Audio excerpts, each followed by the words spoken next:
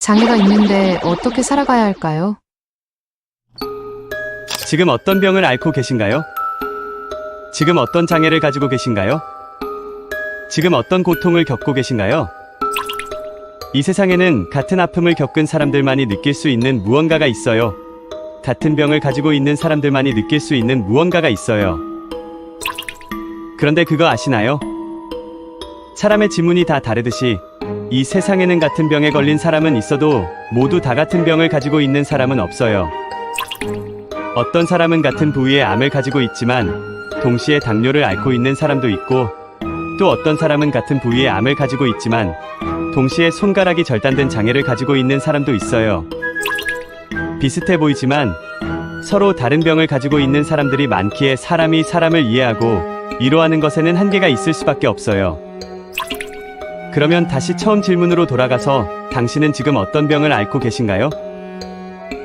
지금 어떤 장애를 가지고 계신가요? 그런데 이 땅에서는 얼마나 더 사실 것 같으신가요? 사람은 태어난 순간부터 죽음을 향해 달려가고 있는 존재예요. 태어난 순서는 있어도 죽는 순서는 없는 삶, 그것이 바로 인생이에요. 그거 아시나요? 이 세상에서 인간이 받을 수 있는 가장 큰 위로는 사람이 주는 위로가 아니에요.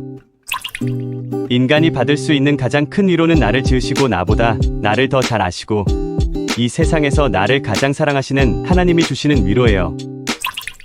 지금 당신에게 필요한 것은 사람이 줄 수 있는 위로가 아니라 하나님만이 주실 수 있는 진정한 사랑의 위로예요. 당신의 그 상한 마음과 그 고통, 다른 사람을 몰라도 하나님은 다 알고 계세요. 성경에 이런 말씀이 있어요. 그분 안에서 또한 너희가 사람들의 손으로 이루어지지 않은 할례로 할례 받았으나 그리스도의 할례로 육신의 죄들의 몸을 벗게 되었느니라. 너희가 침례 안에서 그분과 함께 장사되었으며 또한 그 안에서 그분과 함께 살아났으니 죽은 자들로부터 그분을 살리신 하나님의 시행에 대한 믿음을 통해서라. 골로새서 2장 11절에서 12절까지의 말씀. 아멘. 사람이 죽게 되면 죄의 법을 따르던 육신의 옷을 벗을 수가 있기 때문에 더 이상 죄를 지을 수 없는 혼의 상태로 영원히 살 수가 있는데, 인간의 혼은 지금 자신이 입고 있는 육신의 옷과 동일하게 생겼고 모든 것을 생각하고 느낄 수가 있지만 단지 육신이 없는 상태를 말하는 거예요. 우리가 하나님의 아들이신 예수님을 믿어야 하는 이유는 지금 내 모습 그대로 영원히 존재하게 되는 혼이 지옥이 아닌 영원한 기쁨을 누릴 수 있는 천국에 갈 수 있기 때문이에요.